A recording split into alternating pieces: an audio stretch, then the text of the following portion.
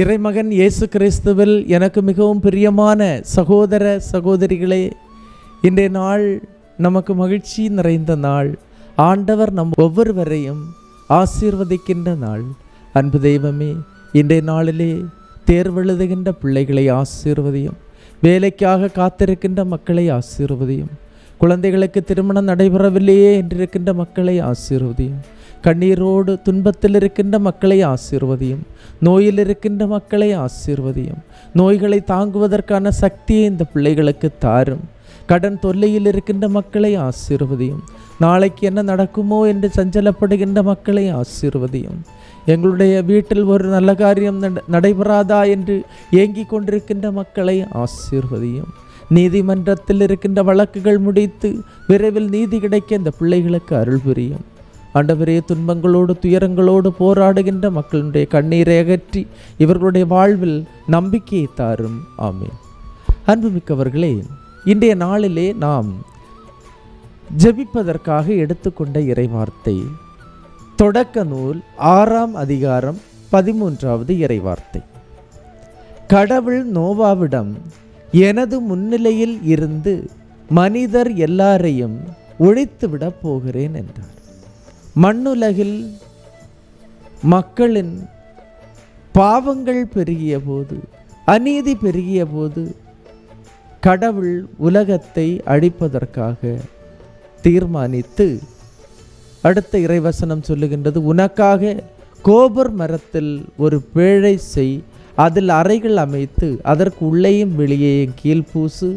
தொடர்ந்து வருகின்ற இறைவார்த்தைகள், அதில் கன்றுகாலிகள் 2 ஜோடியாக நிறைத்துவை என்று சொன்ன அந்த செய்தி தான். கடவுளின் வார்த்தையை நோவா நம்பினார், கீழ்ப்படிந்தார், பேழை செய்தார். பாருங்க, இந்த கீழ்ப்படிதலுக்கு கடவுளிடமிருந்து பதில் என்ன கிடைத்தது? 7ஆம் அதிகாரம் 18வது இறைவார்த்தையிலே சொல்லுகின்றது, மண்ணுலகில் வெள்ளம் பாய்ந்து மிகுதியாக பெருக்கெடுக்க பேழை நீரின் மேல் மிதந்தது. வெள்ளம் சூழ்ந்த போதும் பேழை மிதந்தது. பேழையை தண்ணீர் மூழ்கடிக்கவில்லை.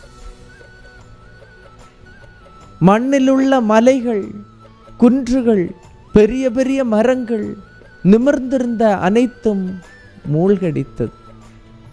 கடவுளின் வார்த்தையை பிடித்து கொண்டு நின்ற நோவா மட்டும், அன்புமிக்கவர்களே, பேழையில் நின்றார். அந்த பேழை மட்டும் தண்ணீரில் மிதந்தது.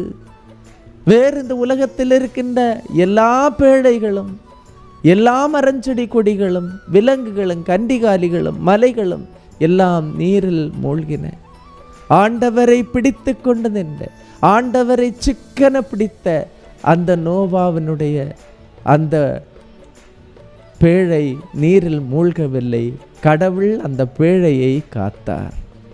இறை வார்த்தையை கேட்டு அதன்படி செயல்படுகின்ற எவரும் பாறையின் மீது தன் வீட்டை கட்டிய அறிவாளிக்கு ஒப்பாவான் என்று இறைவார்த்தை சொல்லுகிறது. மழை பெய்தது, புயல் அடித்தது, வெள்ளம் பெருக்கெடுத்து ஓடியது, அந்த வீட்டின் மேல் மோதியது, அது விழவில்லை என்று இறைவார்த்தை நமக்கு சொல்லுகின்றது. ஆக இன்றைய இறைவார்த்தையை பிடித்து கொண்டிருக்கின்ற எனதருமை சகோதரமே, உனது வாழ்விலும் கடவுள் ஒளியை ஏற்றுவார். உன்னை ஒரு பேழையாக தன்னுடைய கரங்களிலே அவர் வைத்து உங்களை காப்பாற்றுவார். ஏனென்றால் உன்னுடைய கண்முன்னால் நில் வைத்து கொண்டு வாழ்க்கையை நடத்துவது இறைவனின் வார்த்தை. இறை வார்த்தை ஒரு காலம் பொய்க்காது. அந்த இறை வார்த்தை உன்னை மூழ்கடிக்காது. இருளின் பள்ளத்தாக்கில் நீர் நடக்க நேர்ந்தாலும், சாவின் இருள் சூழ் பள்ளத்தாக்கில் நீர் நடக்க நேர்ந்தாலும் நான் உன்னோடு இருக்கிறேன் என்று திருப்பாடலாசிரியர் சொல்லுகின்றார். இந்த நாளை அவருடைய பாதத்தில் ஒப்பு கொடுப்போமா? ஒப்பு கொடுத்து, ஆண்டவரே, இந்த நாளை எனக்கு ஒரு பயனுள்ள நாளாக, பக்குவமுள்ள நாளாக, மாற்றி தருகின்ற நாளாக இந்த நாளை எனக்கு தாரும். உமது சந்நிதியிலிருந்து இந்த நாளை நான் ஆரம்பிக்கின்றேன் என்று அவருடைய பாதத்திலே இந்த நாளை கொடுத்து ஆரம்பிப்போம். ஆண்டவர் உங்களை ஆசீர்வதிப்பார்.